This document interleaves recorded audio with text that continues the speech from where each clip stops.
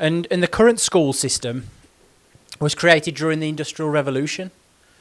So it would take people who were poor, from a poor class, uneducated, and it would educate them and prepare them for a life in a workhouse, or a life in a factory, or a life down a mine.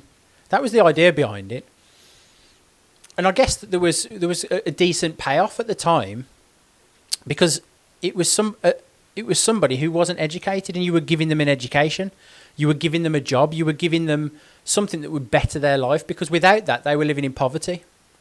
They were living in horrible, dingy little houses, tons of people living in the same house.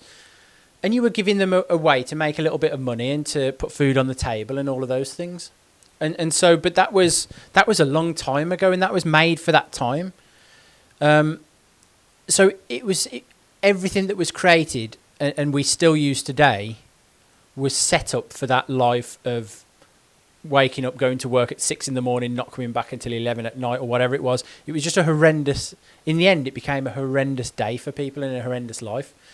But it was everything from the layout. So you were told to sit at a table. So then in the factory, or sit at an individual desk, in the factory you would have your individual seat and your individual section that you would be working on. And it's not dissimilar to today. So you sit at your individual desk, you go to work in an office, and you sit at your individual position, your individual role.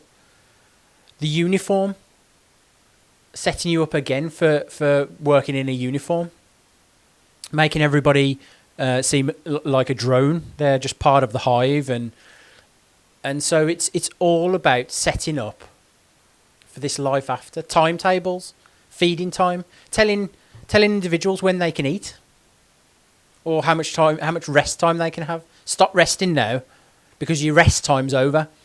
I know you might be aching, or you might be tired, or whatever. I'm sorry, this is our time now. So back to work. Oh, like you need more than half an hour. Sorry, you've got half an hour to eat and drink, and that's it. And then you're back to work again. It's incredible, really. So and that starts, that kind of indoctrination starts at that early age, with the children thinking and kind of understanding that that's the way life is. That's what's going to happen. And so we've got to ask ourselves: is that what we want for our kids? Is that what we want for the future of our culture and our society? Is it really? It's not really what I want. I don't want to continually create drones for the hive to go and serve the queen bee.